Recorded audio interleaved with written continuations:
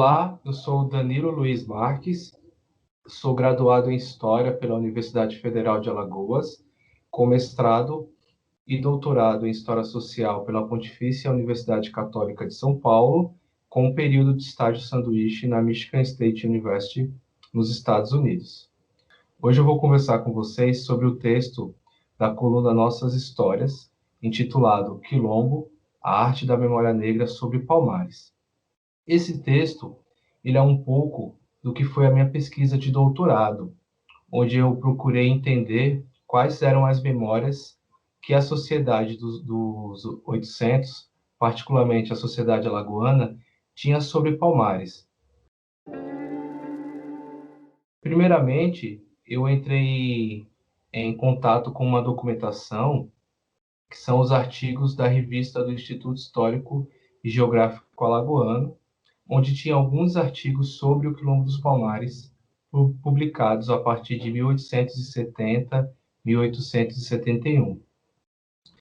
Procurando encontrar outras memórias sobre Palmares, eu comecei a ler uma bibliografia sobre uma manifestação cultural intitulada Quilombo.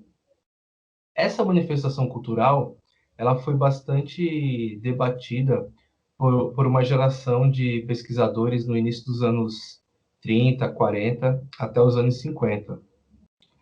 Pesquisadores da chamada geração dos folcloristas, como Arthur Ramos, Théo Brandão e Edson Carneiro. Na entrelinha dessa bibliografia, eu entrei em contato com alguns jornais do século XIX, e eu percebi que essa manifestação cultural ela teve bastante denúncias pedindo providências de chefes de polícia e de autoridades para elas serem banidas de algumas cidades ou regiões alagoanas. O Quilombo, ele é uma manifestação cultural que ela tem 3 partes ou é realizada em 3 dias. Ela surge no que alguns geógrafos chamam de microrregião serrana dos Quilombos, que seria a região próxima à União dos Palmares, onde está localizada a Serra da Barriga. Alguns indícios mostram que essa manifestação cultural ela surge em meados do século XVIII, nas cidades que foram erguidas ao redor da Serra da Barriga, como União dos Palmares, que na época se chamava Vila da Imperatriz. Passa-se algumas décadas e, ao entrar no século XIX, essa manifestação cultural quilombo, ela começa a ter registros de sua realização na cidade de Alagoas, antiga capital da província de Alagoas, e em Maceió, a nova capital que ia sofrer essa mudança ali quase na metade do século XIX. E o curioso é que outras cidades, que também são cidades importantes no cenário alagoano, como Pilar, também vai registrar a existência dessa manifestação cultural.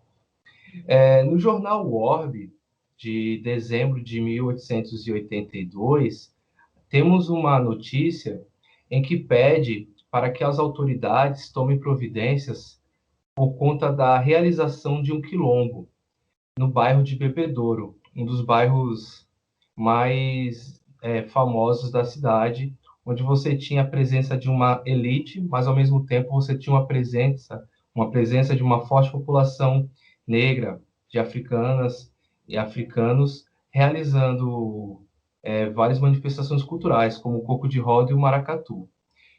E esse quilombo, ele faz parte do que a gente chama de ciclo natalino. Então, você tem uma série de manifestações culturais que começam por volta de dezembro e vão até fevereiro. E curioso é que em outros jornais desse período, em agosto, você tem denúncias da realização de ensaios, não só do quilombo, mas como do pastoril, que é outra manifestação de ciclo natalino. E além do ciclo natalino, o quilombo ele também era realizado nas vésperas ou nos dias santos, como de Nossa Senhora do Rosário. Tem um outro jornal chamado O Telégrafo, da década de 1850, que ele também denuncia a existência e realização dessa manifestação cultural no bairro da Relevada, que é um bairro que fica próximo à região lagunar, que é uma região de predominantemente presença africana, onde você tem referências a muitos quilombos, né, e ao que as autoridades no século XIX chamava de couto de malfeitores. Então, é interessante a gente perceber que a realização dessa manifestação cultural, ela surge ali na região da Serra da Barriga e ela começa a se espalhar pelas principais localidades alagoanas, né? E na primeira parte, no primeiro dia dessa manifestação cultural, ela era uma encenação do que seriam as paliçadas de Palmares, que são as construções, as fortificações do que seriam um quilombo. Então, eles usavam palhas, bambus, alguns pedaços de madeira para encenar a construção de Palmares. Na segunda parte, ou no segundo dia dessa manifestação cultural, se dava com a chegada das tropas bandeirantes e dos indígenas. Então, simbolizava ali a presença da população indígena com as tropas de bandeirantes. A terceira e última parte da manifestação cultural é a Guerra de Palmares em si, onde você tem, né, as batalhas e a captura da Rainha dos Negros. Interessante de se perceber nessa manifestação cultural que, assim como as congadas e os maracatus, você tem uma forte presença de reis e rainhas do Congo, reis e rainhas negros. E nessa manifestação cultural também existia essa presença. Durante muito tempo, observou-se para o Quilombo como uma manifestação cultural que narrava a derrota dos negros e negras em Palmares. E isso foi uma análise bastante comum, que permeou estudos de Arthur Ramos, Theo Brandão e até mesmo do Mário de Andrade no seu livro Danças Dramáticas. O que é interessante perceber é que muitas dessas análises elas são de uma ótica eurocentrada e não se atentam que existe uma larga tradição dos povos africanos em diáspora de memorização corporal, de ancorar memórias e histórias em seus corpos, em suas danças, em suas vozes, em seus versos.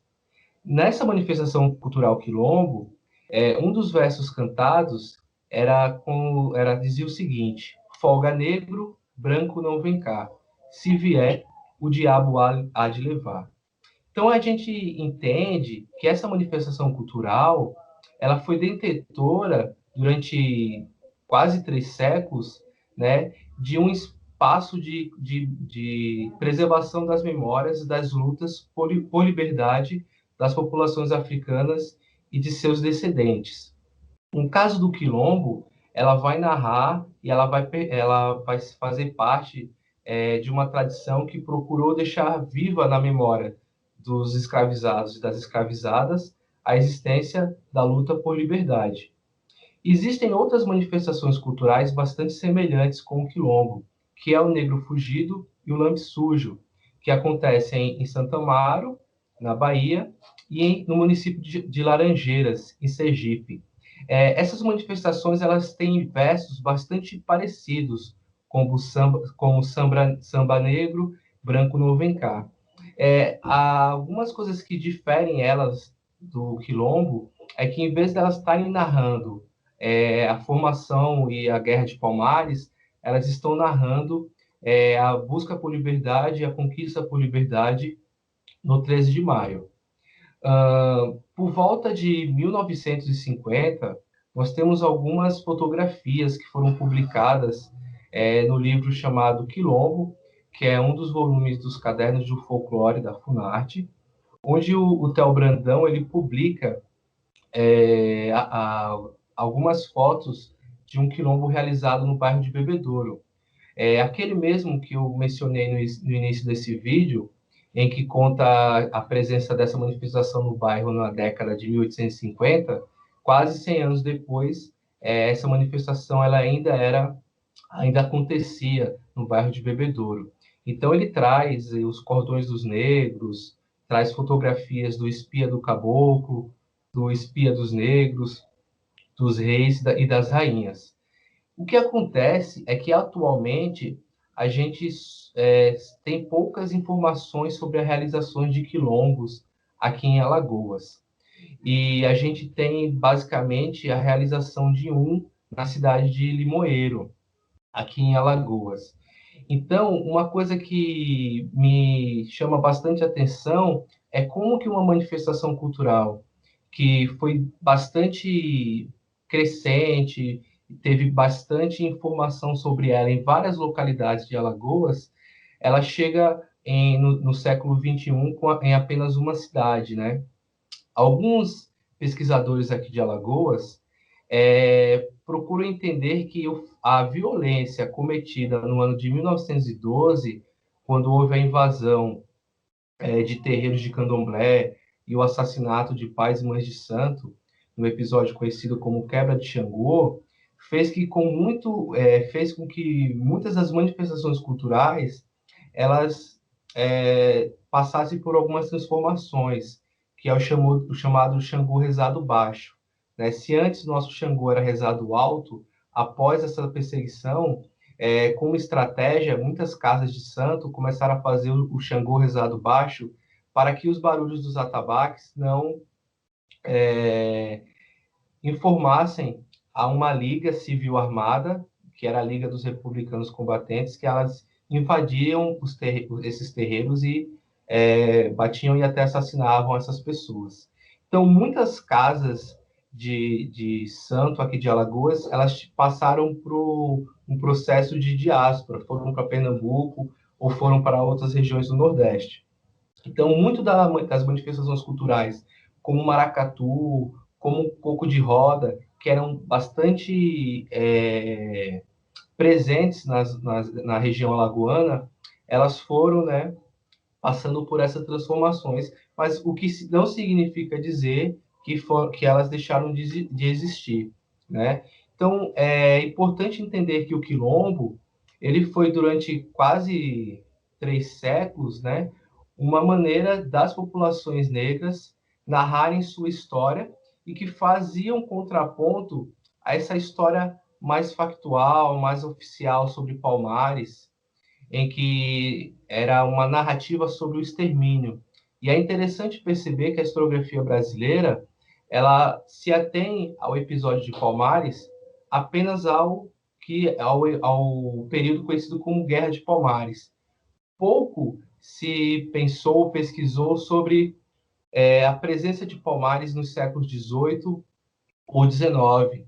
Né? Então, após a passagem dos bandeirantes e da invasão de suas tropas, você tem indícios de que muitos quilombolas resistiram por décadas e entrando no século XVIII, inclusive no ano de 1832 até 1835, tem um episódio conhecido como Guerra dos Cabanos, entre Alagoas e Pernambuco, que é um episódio que está situado na mesma região onde era considerado o coração de Palmares, a Serra da Barriga, Porto Calvo, onde brancos pobres, indígenas e a população negra ela vai resistir na mata durante anos, e mesmo após o fim da Guerra dos Cabanos, a gente tem informações da resistência e da resistência de populações cabanas entre Alagoas e Pernambuco até meados de 1850. Então, o quilombo é uma das várias formas de se narrar as histórias de negros e negras no Brasil. E é interessante para pensar a importância de estudar manifestações culturais como essa para o cotidiano escolar, é que nós temos diretrizes, né, que indicam a importância de se estudar oralidades, culturas africanas em diásporas e narrativas da nossa história. E o quilombo, assim como o maracatu, né, o Luiz Gonzaga certa vez disse que meu pai era rei Bantu e agora eu sou rei aqui no Maracatu, né? Como o coco de roda, os sambas, os jongos, são espaços de preservação e de contação das nossas histórias.